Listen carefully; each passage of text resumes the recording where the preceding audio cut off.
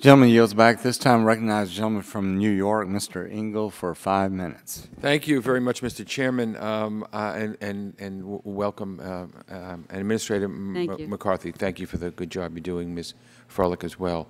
I have 3 issues. I'm going to see if I can talk fast and get them all in. But one is about fracking in my home state of New York and upstate New York. It's a big point of contention.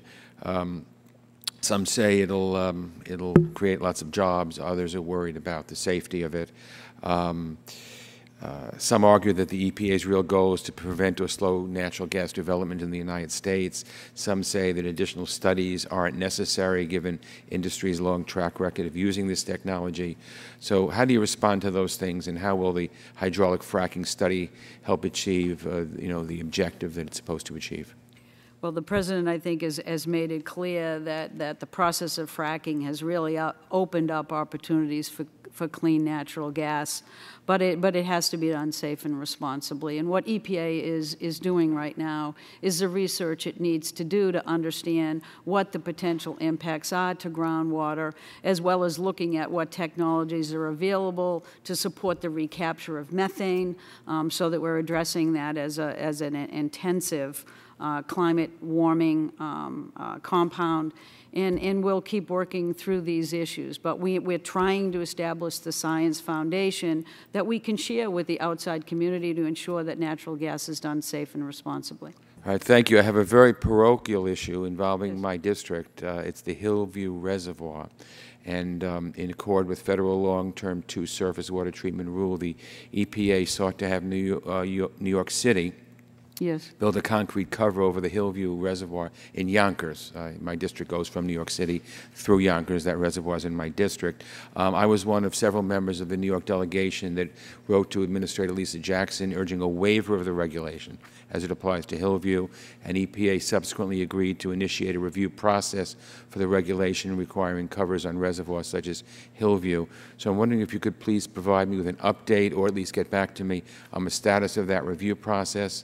I do know that this issue has come up to everybody's attention, that Region 2 is working with New York City on it, but I'll provide you an update on how the rule is being looked at. There are just some mandates that just don't make sense. They're very costly, and the benefits are very, very minor compared to what the cost is. We're just trying to get at the public health impacts, and if there's a better way to do that, we'll be wide open. All right, thank you. And my last one is about revolving funds. States are able to provide low-cost financing for a wide range of water quality infrastructure projects through the Clean Water and Drinking Water State Revolving Funds. And New York has received lots of money through the years to protect our watersheds and make upgrades and repairs to our sewer systems. I certainly support all of that.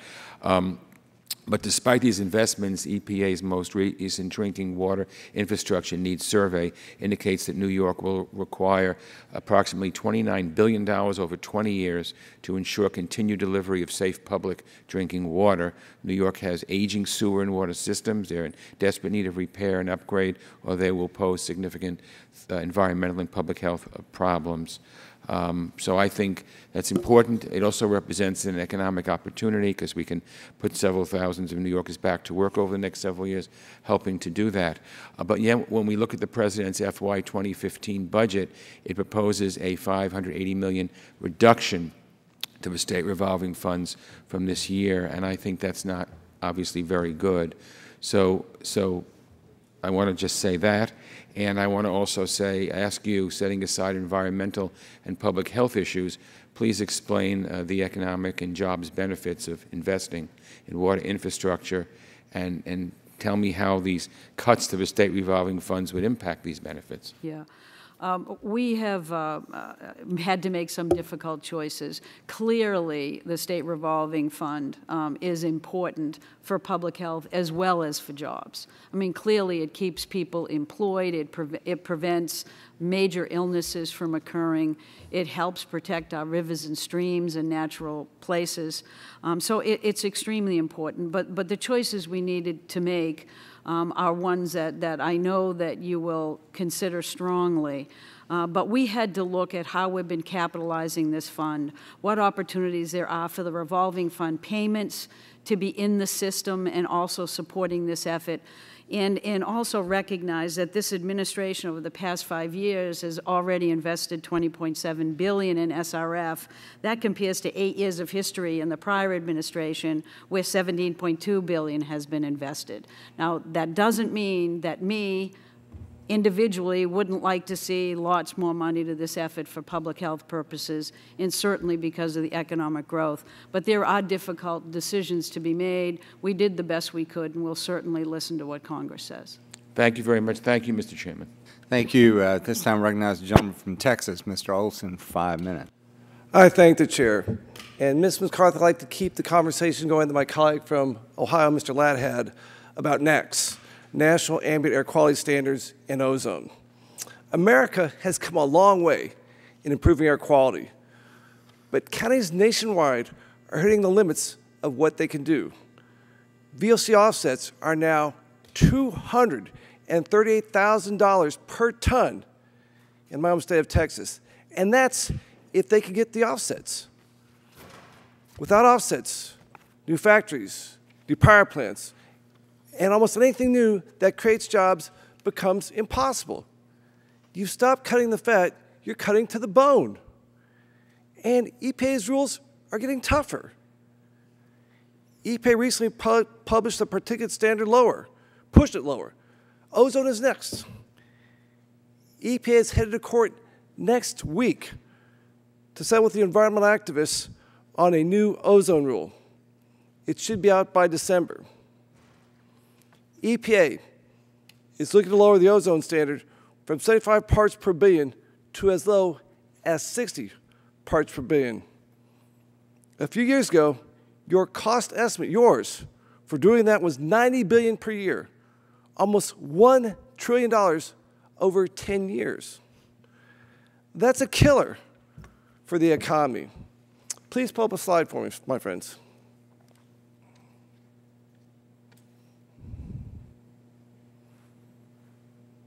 Comes.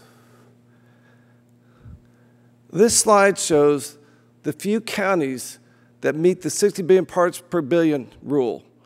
Only 5 national parks will be in attainment at 60 parts per billion.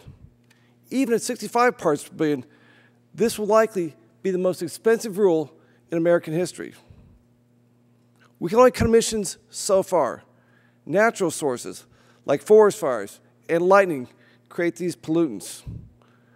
We have foreign sources too. Next slide, please.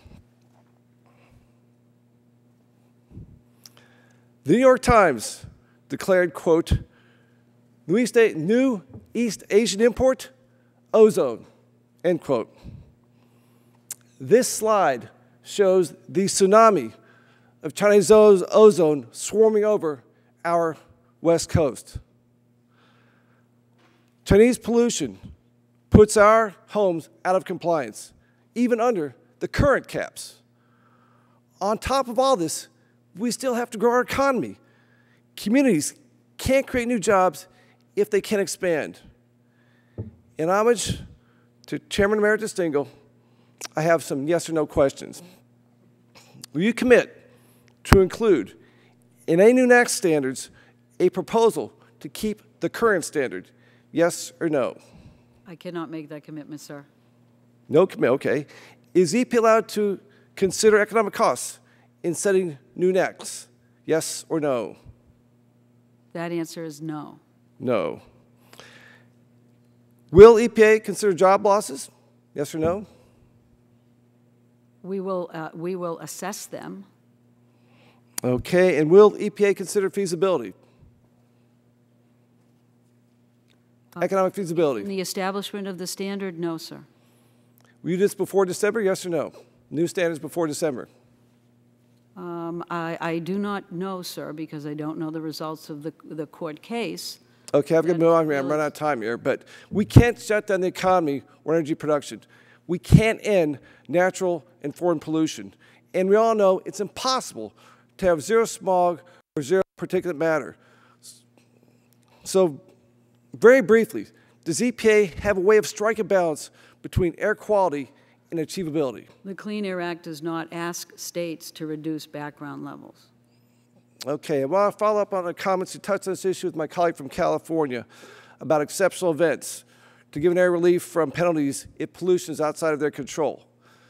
Of the 10 exceptional events waiver requests my state has sent in, EPA has approved 0 of them, 0. Other states have the same problems.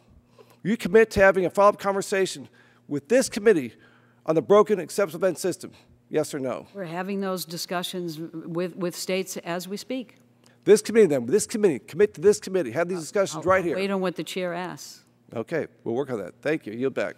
Mr. Olson, thank you. I'm glad you raised this issue because, as you said, there are a lot of areas out of compliance with the ambient air quality standard today, and they're going to make this more stringent. It's probably not going to be until after the election, but if you're not in compliance, then we know that economic development is hampered, and it is something that this committee needs to look at because we have some significant economic issues.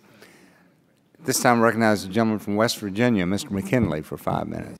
Thank you, Mr. Chairman, and thank you, Mr. for appearing for us again. Series of questions. We've already talked about CCS and boiler ash, or coal ash and some of these other matters, so I won't get into that. But I am interested in the Spruce Mine. Yes. And the fact that for 44 years the EPA never used that authority to retroactively withdraw a permit, but they've done in this case. And I guess the answers you just gave, the fact that you don't consider the economic impact before you make a decision and make a ruling, I guess that comes into play because the consequences of that decision have a chilling effect. Certainly not just the coal industry, but all industries that have a 404 or 402 permits. If they have to make those applications, you can pull them. I talked to a bunch of bankers, and they all said they're going to revisit their decision whether or not they will purchase any bonds or obligations if the EPA for the first time now is entering in, they can pull a permit. So the consequences of your actions are detrimental to the economic growth here in this country. I'm surprised that you don't take that in consideration, but I'll just have to. Congressman, I was trying to make a distinction here. The NAC standard is really a health-based standard where cost is considered in the implementation, not the standard itself. And so we I really want to spend more time we're on the Clean Water and Safe Drinking Act. Yeah, that was more of a comment that I just hope you would be more considerate for the economic impact you're doing with some of the decisions. But on the Clean Water and Drinking Act, I really want to amplify a little bit on what Engel and Tomko, their comments about that, and I think numbers of other people have made that same response. Do you agree with the President's priorities in his budget? Yes, I certainly do. This is a chart that I just wanted for everyone to maybe be able to get a grasp, because you made me suck in my breath when you said how much the President is investing in clean water. When you see that he is now, his recommendation that you say you support is half what it was when he came into office. He does not have a priority for funding the state revolving fund for clean water and clean drinking. You can see the numbers drop from 3.9 to 1.78. But yet I see that other things when you have a chance of $555 million, you've reduced, because you're with him on this, you're reducing the allocation into that account, but you're increasing the money for climate change, air quality, and enforcement. Mr. I've got to tell you, I hold a lot of town hall meetings and discussions with small communities in rural America. They're not concerned, maybe to the level they should be, but they're not as concerned about climate change or your enforcement. They just want sewer and water lines. And by virtue of the President slashing the money for sewer and water lines, for water quality, that undermines all their hopes and dreams of being able to achieve some healthy environment in these small towns. How do you react to that when you see that the President is not making it a priority to fund clean water? Well, I can answer that in a few different ways, Congressman, because the President was clearly respecting the bipartisan budget agreement. That put challenges on EPA in order to identify how we were going to expend our resources. We did recognize that there was significant investment over the past 5 years during this administration, well beyond what had been invested the prior 8. We know that money is out and being expended. We also know that the revolving fund that states have been operating for years is accruing significant revenues that is increasing the amount of money they can spend on these projects. I think it's so we're doing the also, best if I could, Mr. So look, fortunately, the chairman of the Appropriations Committee has gotten hold of this, and now he's stopping it and reversing this downward slide by holding steady the amount of money we have for this. I'm just going to reinforce again this at the end. These other issues of enforcement, clean up our communities, there may be, that's not what America's worried about. American citizens in these small towns want sewer and water lines. And it's for you to take an arbitrary, you said it was a tough decision. Mm-hmm. Think about what that decision is for those small towns where they're trying to improve their economy, they're trying to give health. I can tell you example after example of people, those little communities that have no money and no clean water. And yet we put money into more environmental. Part of our consideration, sir, is how does climate actually exacerbate the challenges of our infrastructure? You know better than that. We'll talk about that another day, but you know it has nothing to do with climate change, and you know that.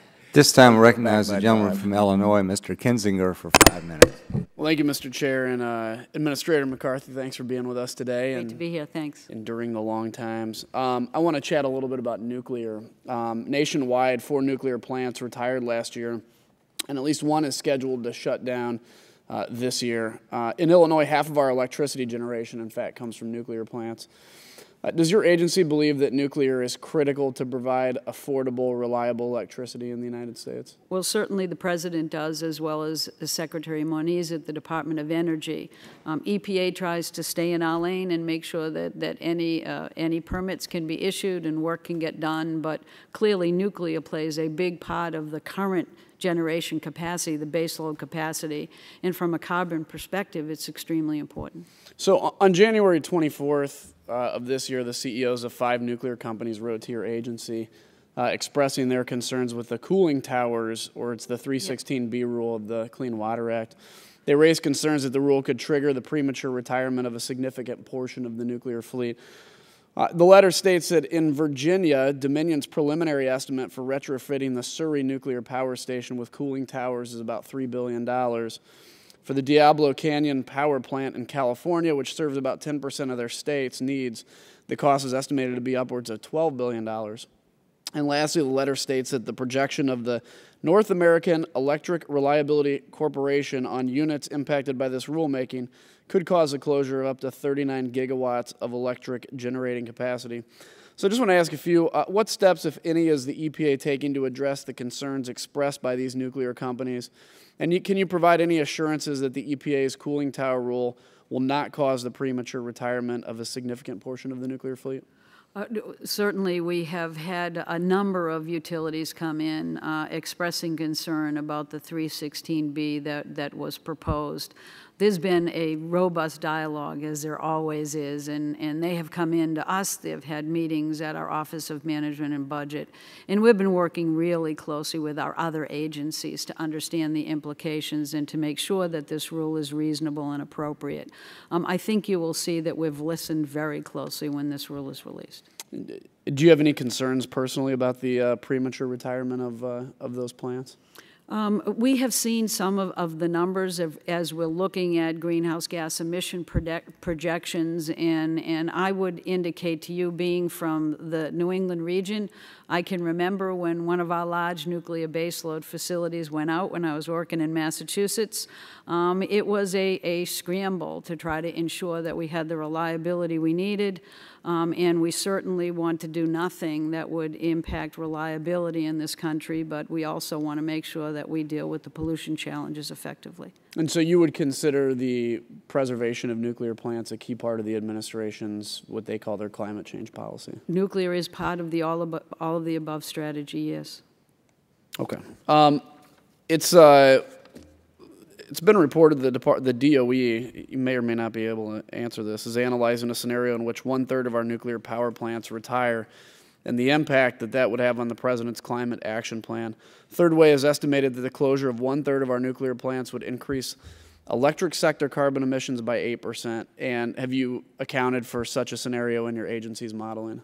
We are looking at a variety of different models, yes. Okay, and then just briefly, I'd like to change topics about the benefits of mechanical insulation when it comes to saving water and energy. Mechanical insulation is a proven technology that does not require additional research or engineering. Simply put, it's an energy-saving tool that is available for deployment today. I've seen instances in which your agency has partnered with various industries, most notably the lighting industry, to promote the energy savings that can come from using certain projects. Has your agency considered partnering with insulation industry in order to push a similar program? I do not know, but I will certainly find out. So you guys would be open to an opportunity? To be very honest with you, I'm looking with a blank stare for a good reason. I know nothing about mechanical insulation, but I'm more than happy to go back and see if there's opportunities there for us. Well, if you're open to it, I'd like to have maybe my staff follow up with That'd your be staff, great. and we go from there. Thank you, Mr. Chairman, and Administrator, thank you, and I yield back. Gentleman yields back. This time recognize the gentleman from Virginia, Mr. Griffith, for 5 minutes. Thank you for being here. Appreciate it. You know, it's interesting because it doesn't happen that often, particularly when we have the EPA administrator in. But without any reference or without any discussions in advance, you've had at least 2 Democrats and now 2 Republicans talk to you about the Clean Water State Revolving Fund. This is a big deal. And as you know, I don't often agree with things that the EPA is doing. That's one that I have touted before publicly as something that the EPA gets right. And you can imagine my surprise and chagrin when I noticed that the President's budget has a $430, and I've heard higher numbers, but my folks gave me $430 million cut to that program, which is so important. And it's particularly important in the very regions that are being impacted by the policies on coal. And, you know, so my district is not a wealthy district. The unemployment for those people that are still trying to find jobs is high. It's district-wide, it averages out to about 7.61, but when you take into account just the coal-producing counties, it's over 9% unemployment. And it's not just 9% loss of jobs that are minimum wage jobs. Those are the jobs that are paying $60,000, $75,000, $85,000 a year and came with benefits. And when you lose hundreds of those over the course of just a few years, and my district hasn't been hurt as bad as parts of West Virginia and Kentucky, it makes a big deal. It's a big difference. And when you don't have a job and you don't have clean water, it's not a great thing.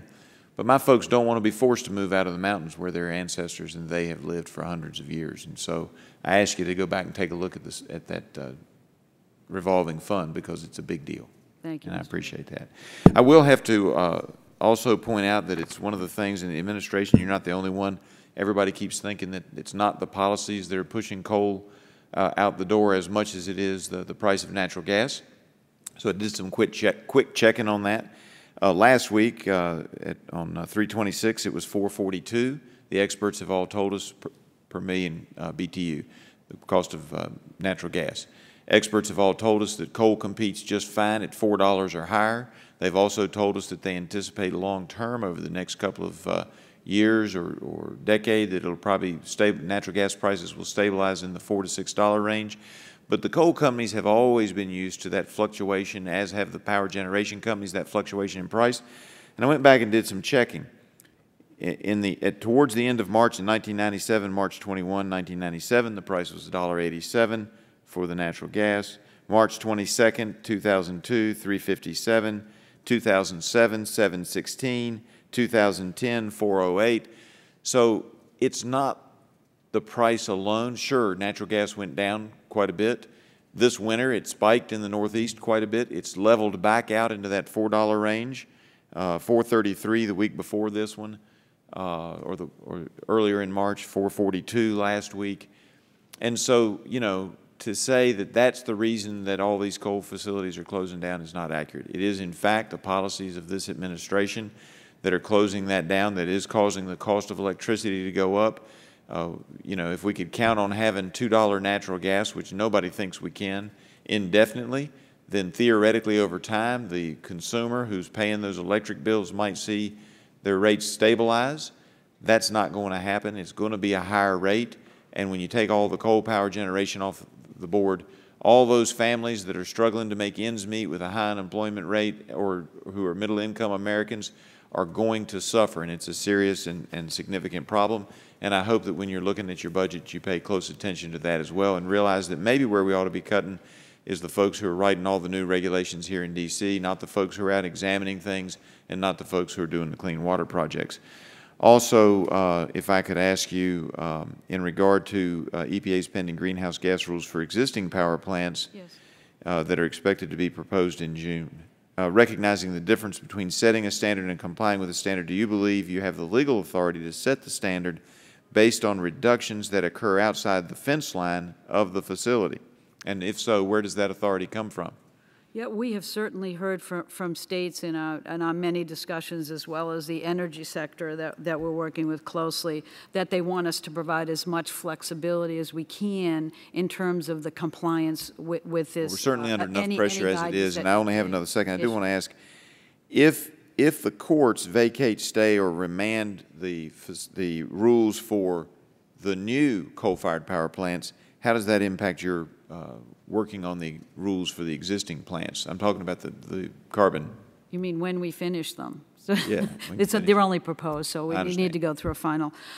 It's my understanding that a 21D is only required and appropriate when you have an existing 111B standard that governs either new or modified or both. All right. I appreciate your answers, and I yield back. Thank you, sir. Gentleman's time's expired. At this time, I recognize the gentleman from Ohio, Mr. Johnson, for 5 minutes. Thank you, Mr. Chairman and Administrator McCarthy. Thanks again. It's good to see you again today. You too. I'm sure you probably remember back in May of 2012, you met with Representative Shelley Moore Capito and me to discuss a rule that you were working on for ferromanganese producers. As there are only 2 remaining domestic producers of this strategically important product left in America, you were gracious and gave us your word that the EPA would work with the 2 companies and other stakeholders to craft a rule that meets the statutory obligations of the EPA, mitigates the unreasonable risks, and allows the facilities and the jobs associated with those facilities to remain in the United States. I'm fearful that all of that work and your graciousness has been for naught, because it's my understanding that the rule that you submitted to OMB goes well beyond what the stakeholders and your own EPA staff had designed to address the local risk concerns after substantial investment in time and effort and resources in pursuing the 3 objectives that you gave to us. Furthermore, nearly 200 men and women in my hometown of Marietta, Ohio, will likely lose their jobs because of your agency's actions on this rule. Are you comfortable with sending this vital industry and the related jobs related to ferromanganese production overseas? I do remember the concerns that you raised, sir, and I believe we have developed a proposal that's now being looked at that will meet my obligation to you to look closely at this. If we have missed our mark, we are talking about a proposal that is due to go out in the end of May. Mm-hmm. So we can certainly have conversations. I would encourage that. Even during the interagency process, folks have an ability to come in and we can talk through these issues, and when the proposed rule is issued in May. Well, I would really like to sit down and have another conversation then, because it's my understanding that the rule that has been sent to OMB goes above and beyond. It's going to level millions and millions more on these companies, and they're going to shut down. The crux of the problem is that it goes beyond what your own staff recommended in their initial findings in working with those companies. So I just want to make sure that the hard work that your team went to and that these companies went to, that we actually And I want to make produce folks make sure they actually understand what is likely to be proposed, so that if you could encourage it, we can certainly reach out to the company directly. Well, There's only a few of them. I'm more than happy to do that. We'll re-engage. Oh. We'll re-engage. As you know, there aren't many secrets in Washington, D.C., except for maybe Apparently not. except for maybe the real what the 7.1 million people that have supposedly enrolled in the health care law consists of, how many of them had insurance before and how many of them have actually paid their premiums. That's a big secret to everybody, but this is not. Another one, your agency is also working on a MACT rule that will significantly impact the brick making industry. This MACT is unique in that it had already been issued, yet it was overturned and vacated by the courts despite the brick industry already investing $100 million in compliance costs over 10 years. Yet these controls are now being used to establish a new floor for brick industry emissions. Recently, I helped spearhead a bipartisan letter. Some 70 members signed it, urging you to reconsider the current proposal and use the tools provided within the Clean Air Act to minimize regulatory burdens on the brick industry that do not provide commensurate environmental benefits.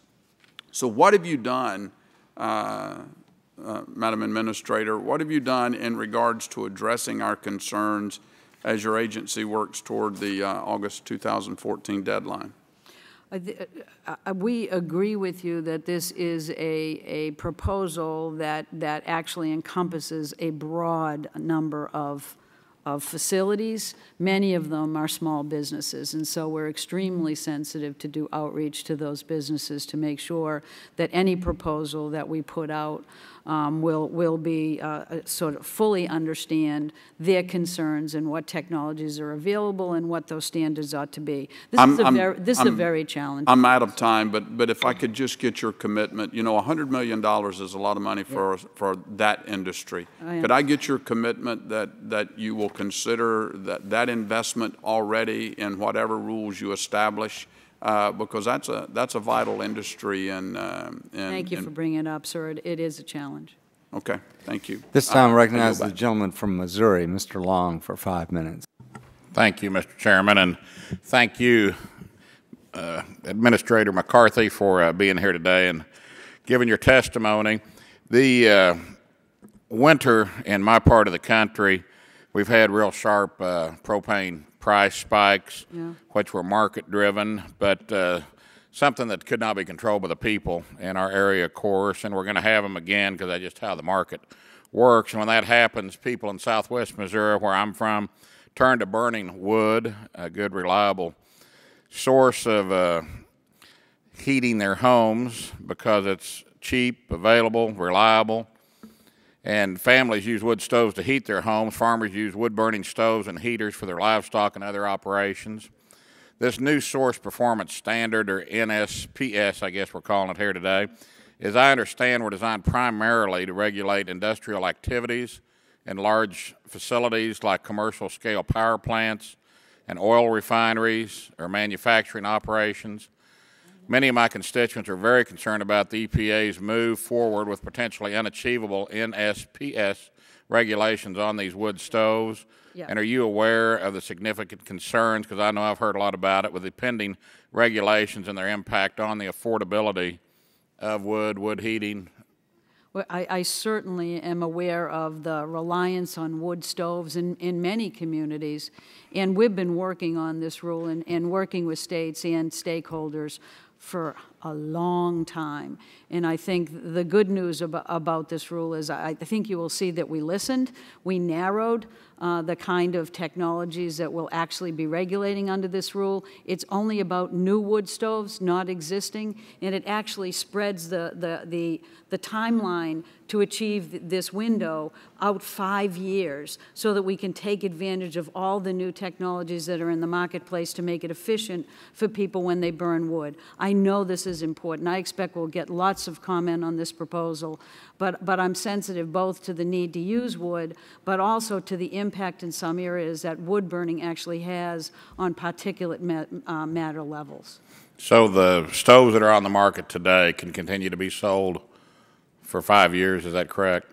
The stoves that are on the market today can be sold for 5 years, but no stoves are actually going to be taken off the market. We know that stoves are available to achieve the standards that are in the rule, but we push that out 5 years. They're available now? They are available now. And we just push that compliance window out so that we wouldn't be impacting the current stoves that are for sale, but only sending the right signals that those newer stoves, those more efficient, are ones that should be entering into the marketplace 5 years from now. We actually provided an alternative that would make it 8 years as well. So we're trying our best to help this transition along without impacting the wood stove industry, which is really coming up with some very efficient stoves moving forward. These stoves that are available now that That's right. comply with the standards that will go into effect 5 years from now. That's correct. I doubt, if you want to tell me now, you can't. I doubt you have it off the top of your head what those are, but could you get back with the committee and give me a list of what companies,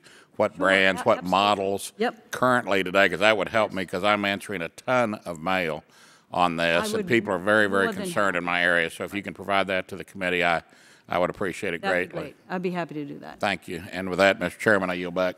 The gentleman yields back. At this time, I recognize the gentleman from Colorado, Mr. Gardner, for 5 minutes. Thank you, Mr. Chairman, and thank you, Administrator McCarthy, for joining us today. Last Friday, the White House announced a strategy to cut methane emissions. For the oil and gas sector, the White House states, and I quote, "In the spring of 2014, EPA will assess several potentially significant sources of methane and other emissions from the oil and gas sector. EPA will solicit input from independent experts through a series of technical white papers, and in the fall of 2014, EPA will determine how best to pursue further methane reductions from these sources. If EPA decides to develop additional regulations, it will complete those regulations by the end of 2016. I'm concerned that these efforts could harm the economy of many states, and especially states who are trying to promote their own efforts, and other states that are seeing the benefits of unconventional oil and gas production. The University of Colorado estimates that 68,000 jobs could be lost in Colorado, and even more in secondary jobs if hydraulic fracturing is prohibited. We also have an immense opportunity before us to sell some natural gas abroad, which I think would strengthen our allies and lower our trade deficit. We had a hearing last week on legislation I introduced, H.R. 6, that would reform the LNG export approval process. I'm worried that the administration's regulations may end one of the few good economic stories that is happening in our country. What kind of regulations for the oil and gas sector are under consideration at this point? Under consideration at this point is actually a release of white papers. We are actually going to be working with the industry, going to collect data before any decision is made about any next opportunity that regulation may provide. So regulations on methane?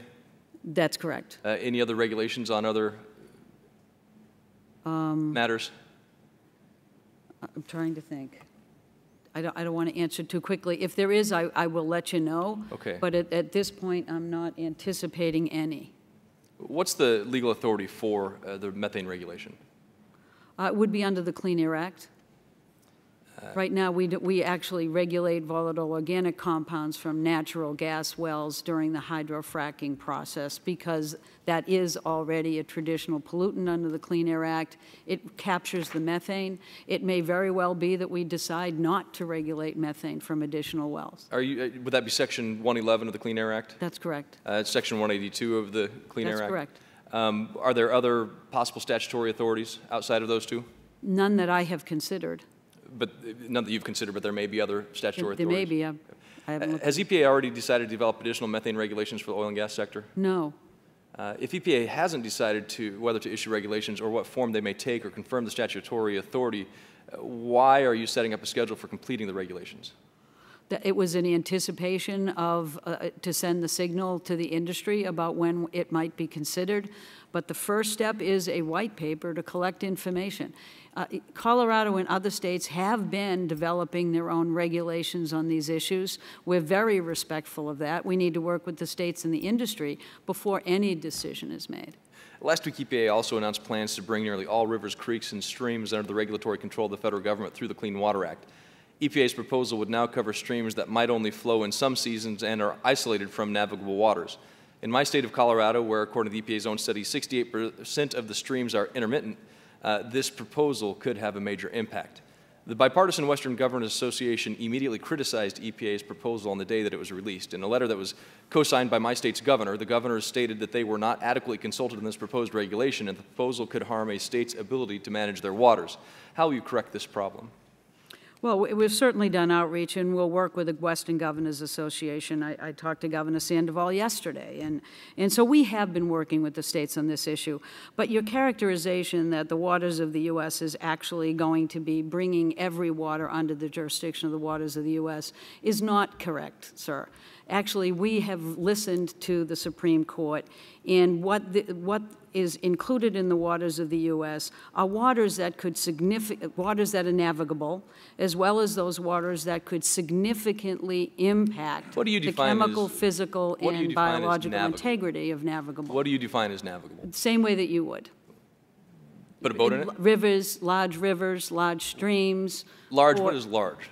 I mean, because I'm thinking of the South Platte River in Colorado, I'm thinking of the Republican River in Colorado. I don't think there's any disagreement Arkansas. about what a navigable water is, sir. The question is, what's the extent of waters of the U.S., and is it limited to navigable waters? And it actually isn't. It includes navigable waters, and those waters that, if they are damaged, could significantly impact the integrity of navigable waters. That's never been in question. An intermittent flow river could be considered at times a navigable river. It absolutely could. So 68% of the rivers in Colorado, which are intermittent, could then fall under this rule.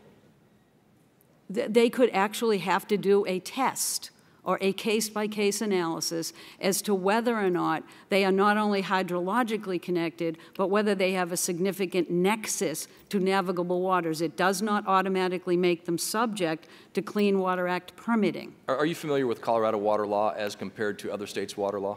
I am not familiar with Colorado water law. A board of independent science advisors that have been tasked by the EPA to study the water bodies that are going to be, I think, my time. I've got a couple additional questions that I'd submit to you for the record. I'm happy to work with you on this, sir. Thank you. All right. Well, yeah, we'll submit them for the record. And so I guess that concludes the hearing.